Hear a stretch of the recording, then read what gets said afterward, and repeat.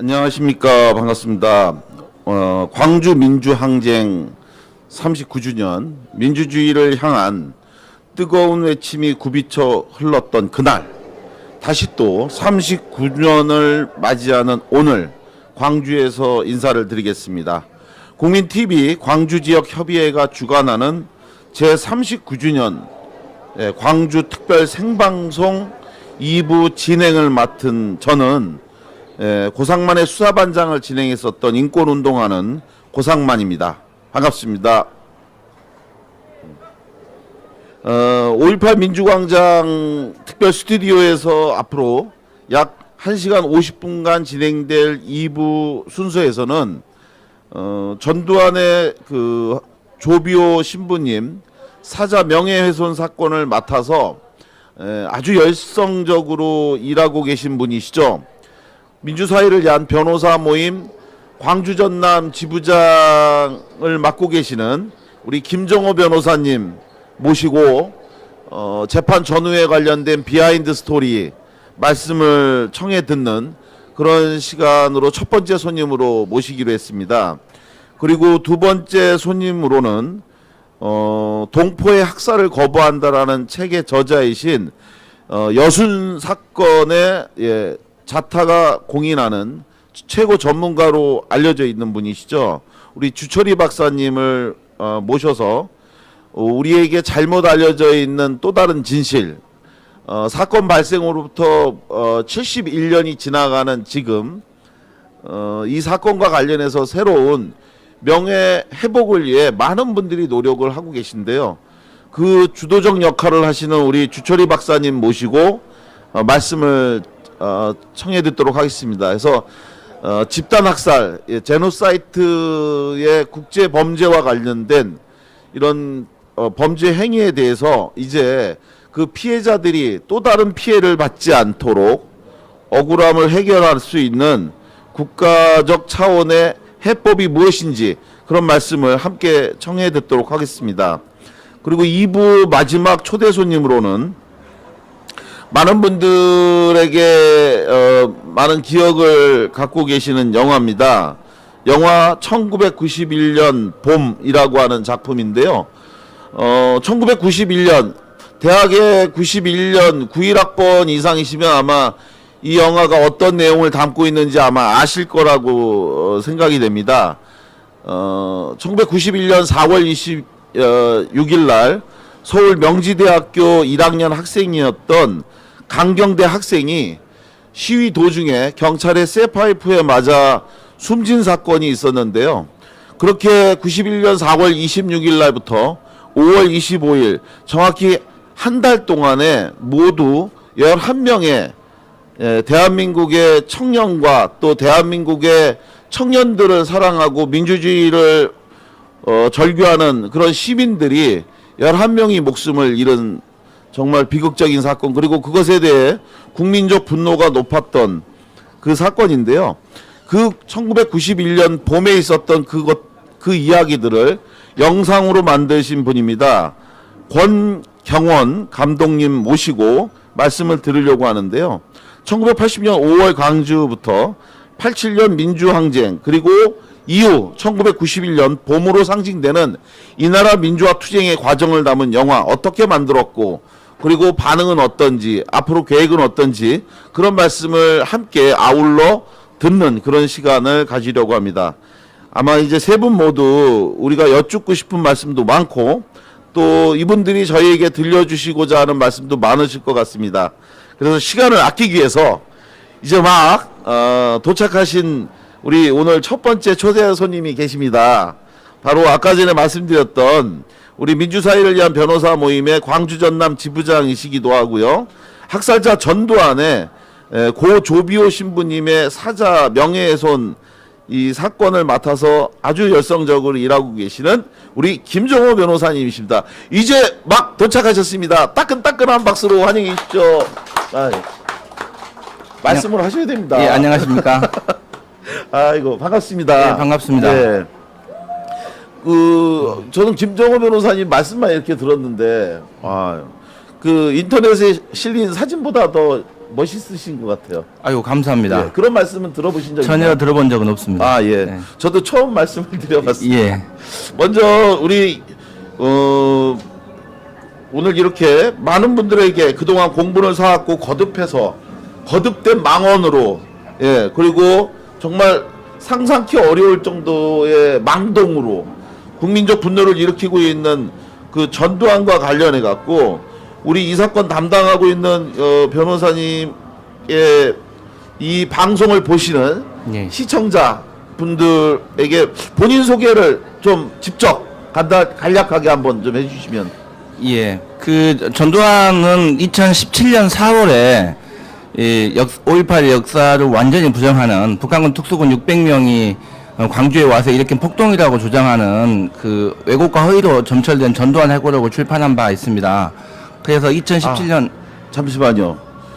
지금 제가 여쭤본 건 본인 소개를 해달라고. 그 말씀은 다음에. 예, 전두환 해고록과 관련된 출판금지 가처분과 본안소송 그리고 또 그 조비오 신부 명예훼손에 대한 형사사건 전체를 대리하고 법률적으로 뭐 지원하고 있는 역할을 하고 있습니다. 예. 예. 그리고 또 민주사회를 위한 변호사 모임 광주 전남지구의 지부장도 맡고 있습니다. 예. 예.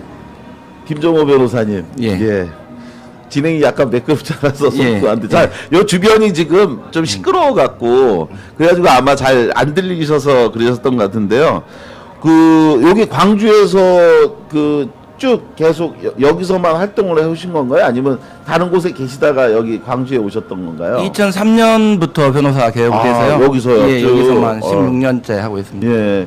그 우리 김 변호사님에 대한 개인적인 말씀은 말미에 제가 몇 가지 더 여쭤보면서 왜 제가 이런 말씀을 드리냐면 사건 내용은 사실은 어디서나 다 할 수 있는데 제가 이 인터뷰를 하기 위해서 김 변호사님에 대한 이러저러한 걸 확인하는 과정에 이분이 굉장히 저도 뉴스에서만 요 사건을 다루는 그분인 줄 알았는데 굉장히 많은 다양한 활동을 그동안 해오셨더라고요. 그래서 미담으로 꼭 좀 개인 김종호 변호사님에 대한 말씀도 좀 하고 싶어 갖고 그래서 말씀을 드렸고요.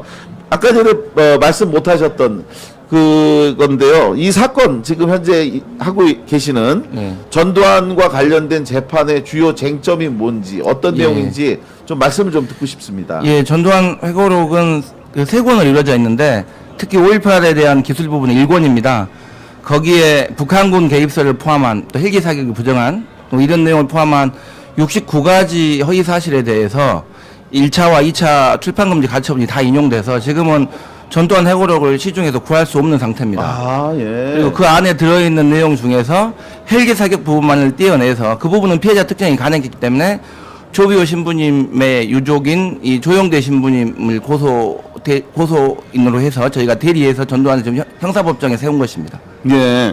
방금 전 일부 우리 맹 아나운서님께서 진행하셨던 일부에서 바로 그 조비오 신부님의 그 조카시죠?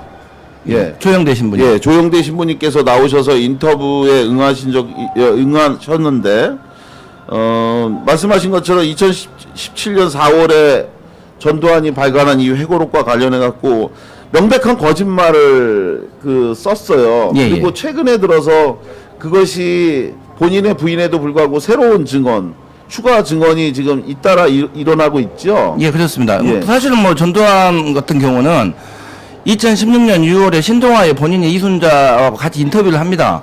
북한군 개입설은 금시초문이고 자기도 모르는 일이라고. 예. 심지어는 지만원의 주장이 이렇다고 하니까 지만원 같은 고집불통과 자기를 연결시키지 마라.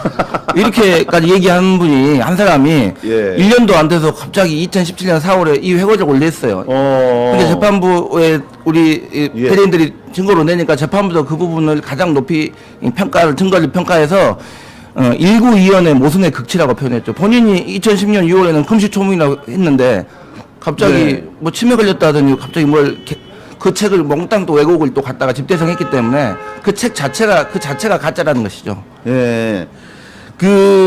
이런 상황에서 정말 그 남편이 국민의 정말 복장을 터지게 하는 정도의 황당무계한 이런 행위를 한다면 아마 김 변호사님도 아마 들어보신 적이 있으실 텐데 제가 이제 대학 89학번인데요.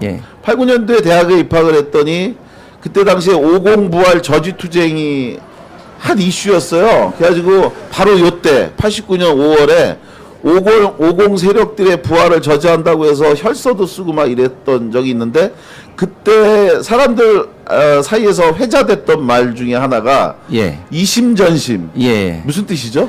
정말로 이심전심이란 말을 오염되게 한 장본인이네요.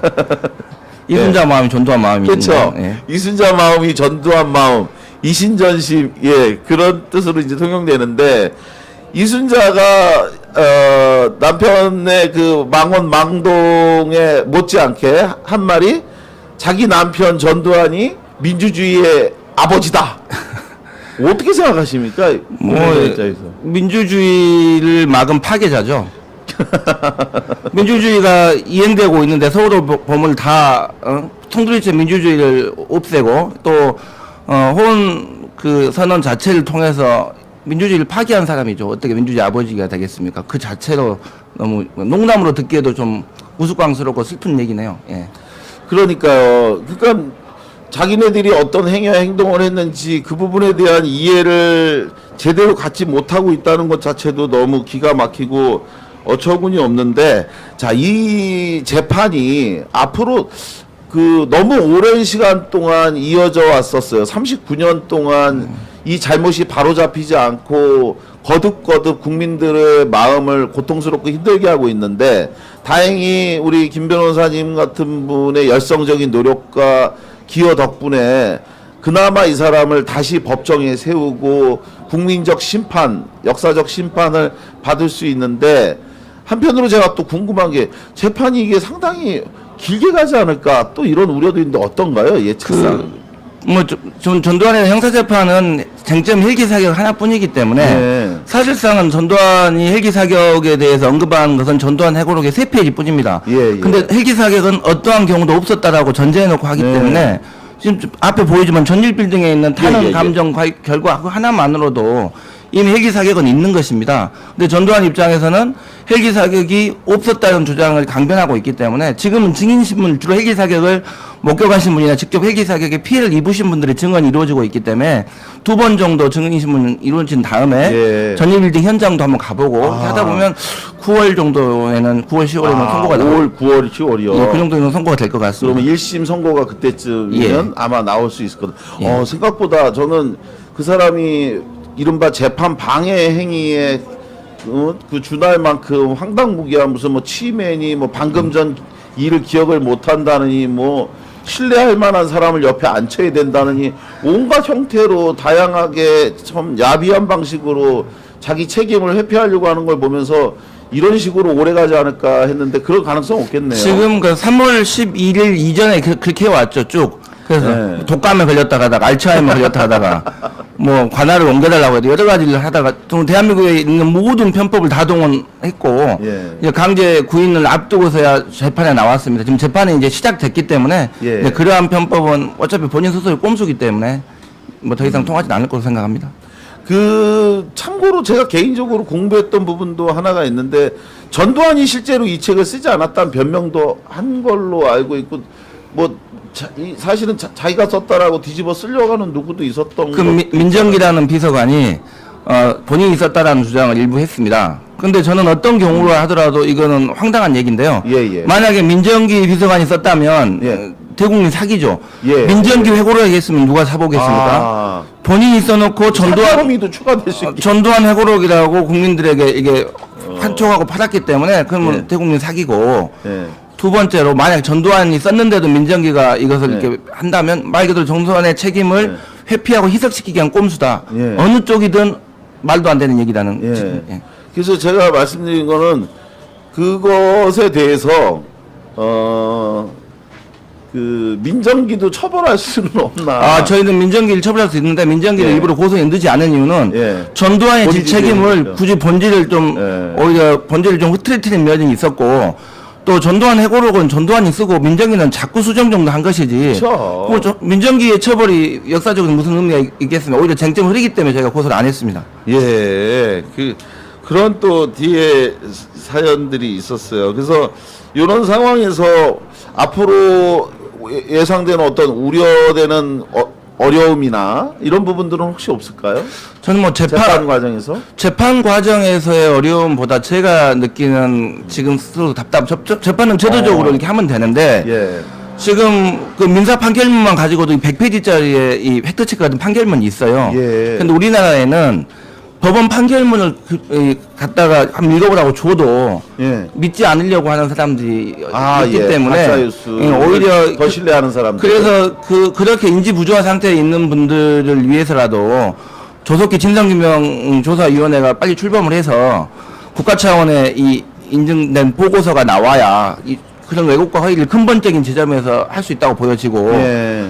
그것의 가장 큰 뼈대는 법원의 판결문 통해서 이미 상당 부분 나올 거라고 생각하기 때문에 저희는 진상규명조사위원회가 좀 늦어지지만 판결문을 열심히 받아서 이 예, 판결문이 주요한 근거로 가장 강력한 근거로 쓰이게끔 하는 것이 저희 일이라고 생각하고 있습니다. 그러니까 5.18 진상규명위원회가 출범이 이렇게 안 되고 있는 상황에서 김 변호사님께서 혼자 외롭게 지금 진상규명을 위한 싸움을 하고 있을 정도의 그런 건데, 문제는 가짜뉴스를 믿는 사람들은 정보가 부족해서가 아니라 자기네가 믿고 싶은 가짜뉴스만 선별적으로 믿는 거기 때문에, 그렇습니다. 만약에 그 판결을 내리면 그 판사가 또 좌파라고 좌빨이라고 또 공격하지 않을까, 그런 또 우려가 되는데요. 본인 말씀 방금 뭐 진행자께서 말씀하신 것처럼 그분들은 어떤 객관적 근거를 갖다 이게 근거를 제시해도 본인들이 믿으려고 하는 것만 믿으려고 하는 것이 큰 문제입니다. 예. 자, 개인적인 이야기 좀 하나 여쭤보고 싶어요. 예. 이렇게 열심히 일하시는 가운데 정말 귀한 책을 지난 3월에 내셨더라고요. 책 제목이 굉장히 좀 특이해요. 불편한 동행. 예. 예. 어떤 내용인가요, 이 책이? 책 제목을 불편한 동행으로 한다고 하니까 주변에서 만류했어요. 정말 불편해 보여서. 책 제목이 너무 불편해서 누가 사서 읽겠냐. 예. 아름다운 동행으로 해야 되지 않냐. 아름다운 동행. 아름다운 동행으로 하면 모 기업체 광고 없이 테스트도 안 되기도 하겠지만 우리 인생이 예. 편하고 뭐 기쁘고 좋은 것만 뭐 하고 산다면 되게 삭막할 것 같고, 진정성이나 공감 능력 같은 것을 좀 불편해도 감수해야지만 우리 삶이 좀 나을 거라 생각했기 때문에 제가 불편한 동행이라고 이름을 지었고요. 그리고 많은 분들이 재능 기부를 통해서 편집도 해주시고 오. 디자인도 해주시고 사파도 그려주셔서 예. 이것을 제가 단 한 푼도 제 개인적으로 가져가서는 안 될 것 같아서 모든 수익은 지금 이제 근로정신대 할머니를 위한 시민모임 포함해서 의미 있는 것에 기부하고 있습니다. 예. 아이고, 그래서 저도 그 기사 말미에 보니까 우리 김 변호사님께서 모든 일세를 또 기부하시고 이런 참 좋은데 쓰신다 이렇게 했는데, 2004년부터 써온 이제 김 변호사님이 쓰신 칼럼 모두 58편 비롯해서 총 6부로 이 책이 구성되어 있다고 하는데, 예. 제가 차후에 이 책을 꼭 사서 읽어볼 거고요. 예. 그 중에서 정말로 꼭 이렇게 또 책까지 또 갖고 오셔갖고 우리 제작진께서 이게 불편한 동행이라고 하는 책인데, 저도 한번 이 책을 꼭 읽어보고 하고 싶은데, 이 책에 대해서 우리 꼭 소개하고 싶은 어떤 꼭지나 단락이 있으시면 한 말씀 이렇게. 제가 매진말에 이렇게 써놨습니다. 예. 천국과 지옥이 소송을 하면 지옥이 백전백승한다는 말이 있다. 지옥이 백전백승한 이유는 변호사를 포함한 법조인들이 모두 다 지옥에 가 있기 때문이다. 그만큼 이 변호사를 포함한 우리 법조인에 대한 사회적 신뢰나 존경심이 없다. 그래서 우리가 좋은 변호사 되기는 참 어렵지만 최소한 나쁘지 않은 변호사가 되려고 노력한다. 그래서 전두환 소송을 포함한 우리 근로정신대 소송을 우리가 열심히 하는 이유도 좋기는 틀렸기 때문에 나쁘지 않은 변호사가 되기 위해서 하는 것이다. 뭐 그런 취지로 매진말을 썼습니다. 예. 저도 이제 사실은 김정은 변호사님이 뵙기 전에, 오늘 사실 저도 이제 처음 뵙고요.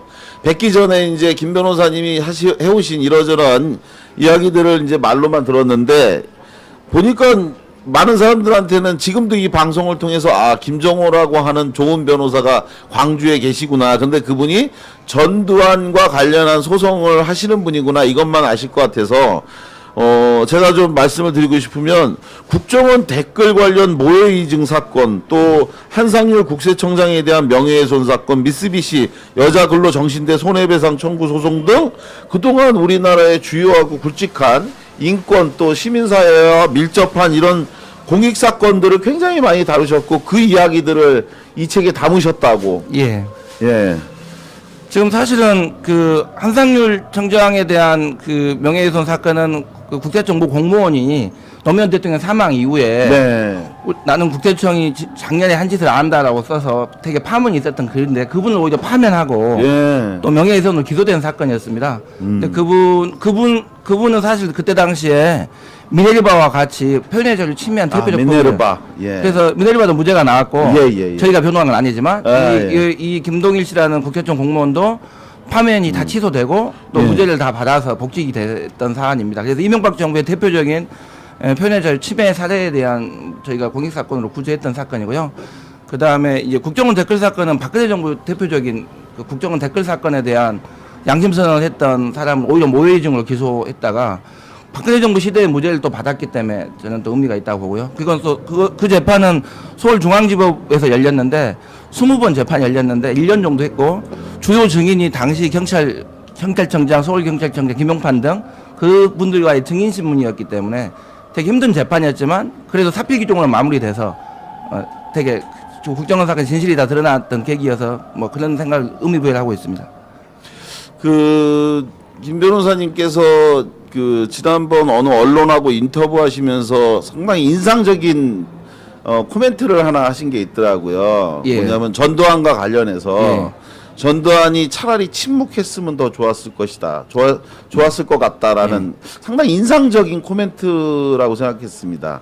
저는 전두환이 1980년에는 총칼로 쿠데타를 일으켰다면 2017년 4월에는 이제 말과 글로 역사 쿠데타를 일으켰다고 생각하는데 최소한 이 민주주의나 대한민국 국민에 대한 최소한의 도리나 양심이 있다면 차라리 침묵이라도 했으면 좋겠는데 또 왜곡과 허위로 점철된 책을 또 썼습니다. 그래서 되게 화가 나고 분노를 치밀지만 또 반대로 전두환 해고록이 없었다면 본인의 의도는 그게 아니었지만 오히려 진상규명 계기가 됐습니다. 그 책을 안 썼다면 우리 언제까지 5.18 얘기할래? 라는 피곤함이 있었는데 국민들 사이 피로감이 오히려 전두환 해고록을 보고 역사 왜곡이 현재 진행형이구나 이걸 절감하게 됐고 네. 그래서 오히려 5.18 진상규명 특별법도 전두환 해고록이 동력을 줬다고 생각하기 때문에 역사의 아이러니고 전두환의 의도하고 달리 순기능도 한 면이 있다 이렇게 생각합니다. 그 전두환이가 그 해고록을 냈다고 했을 때 사실 개인적으로 저도 너무 속상했어요. 얼마나 많은 거짓말을 얼마나 표리부동하게 자기를 스스로 그 자기 입장을 대변하기 위해서 억지 주장과 항당무기한 궤변으로 떠들어댈까. 그래서 저는 제가 할 수 있는 최고의 방법은 읽지 말자였는데 그것을 이렇게 또 어느 누군가는 또 보고 그걸 법적을 대응을 해서 이런 결과 만든 거 보니까 정말 정말 세상엔 다양하게 좋은 분들이 열심히 사는 분들이 계시구나 이런 생각이 들어요. 그 전두환 해고록을 저도 처음에 안 읽으려고 했는데 읽다 보니까 자꾸 그 본인이 전혀 북한군 객수 없다고 했던 그게 구절이 떠올라서 이런 거짓말도 우리가 규명 못하면 우리 사회가 어떻게 될까? 그래서 한번 보다 보니까 이제 계속 분석하게 됐습니다. 그래서 나쁜지는 아는데 왜 나쁜지는 어차피 저희가 규명해야 되기 때문에 전두환이 지은 죄지만 저희가 걷어내야 되지 어떻게 하겠습니까? 예. 그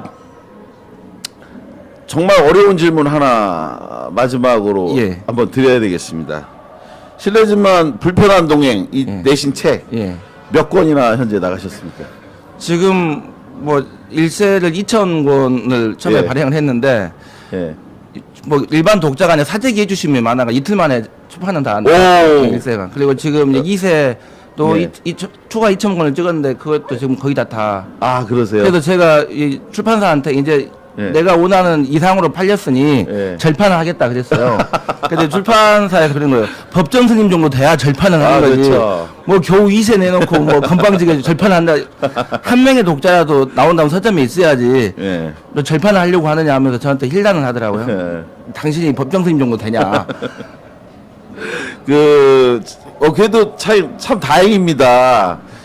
저는 일세도 다 못 팔았어요 이런 말씀 하실까봐 실은 준비했던 멘트가 있었습니다. 왜냐하면 우리나라 출판 시장이 너무 어려워요.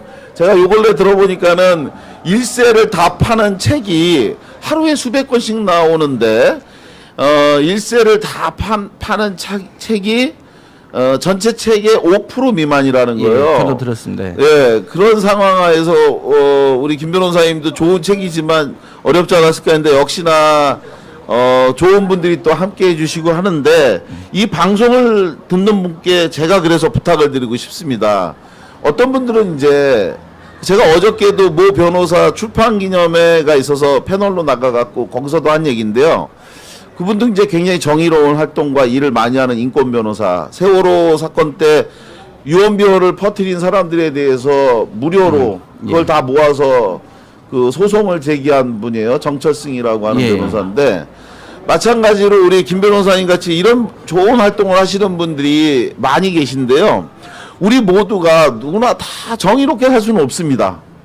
그런데 정의롭게 살 수는 없지만 정의롭게 사는 분을 응원하고 격려하는 일, 이것도 안 한다면 그건 정말 나쁜 일이라고 저는 생각을 하는데요.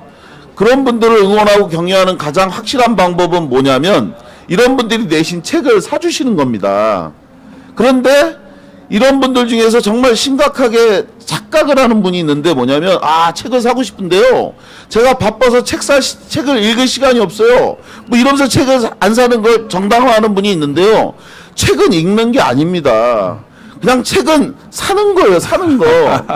책을 사서 왜 읽습니까? 책은 그냥 사시는 거니까 부담 없이. 그리고 가장 좋은 건 이렇게 베개로 배구 접으시는 건데 한 권을 사면 배기에 좀 불편합니다. 그래서 한 서너 권씩 사서 배야지 이게 뭐가고 이게 그렇지 않습니까, 우리 김 변호사님? 저 뭐 그렇게 격려해 주시니까 더 그 값지게 더 의미 있는 곳으로 이 책의 수익이 가도록 제가 노력하겠고요.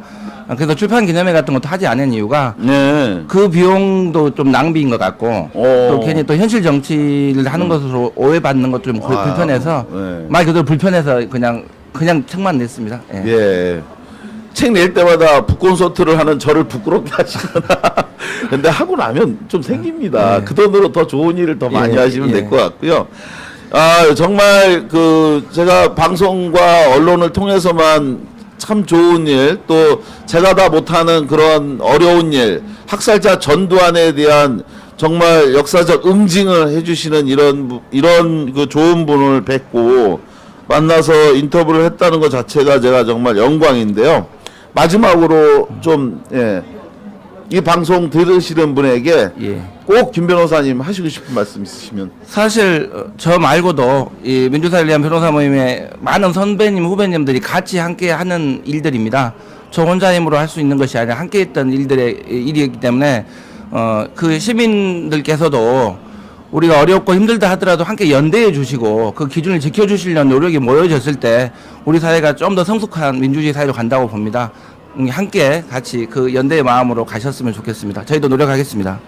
네, 정말 너무 감사하고 좀 같이 박수 좀 쳐주시고 좀 이렇게 너무 밖이 따로따로 노는 것 같아요. 네. 감동했으면 박수 쳐주시고 잘 못하면 야유하시고 정말 오늘 김종호 변호사님 개인적으로 정말 아까 말씀해 주신 것처럼 9월달 10월달에 온 국민들 정의와 상식을 사랑하는 분들에게 호쾌하고 통쾌한 역사적 응징이 내려지는 판결문 내려지고 또 진실이 담긴 판결문이 내려지기를 함께 고대하는 마음으로 응원하고요. 최선 다하겠습니다. 이것으로 2부 첫 번째 손님이신 우리 민주사회를 위한 변호사 모임 광주 전남 지부장이시고 학살자 전두환에 대한 재판을 담당하시고 있는 우리 김종호 변호사님 인터뷰 마치면서 노래 한 곡 듣고 다음 두 번째 손님 모시도록 하겠습니다. 고맙습니다. 고맙습니다. 변호사님. 고맙습니다.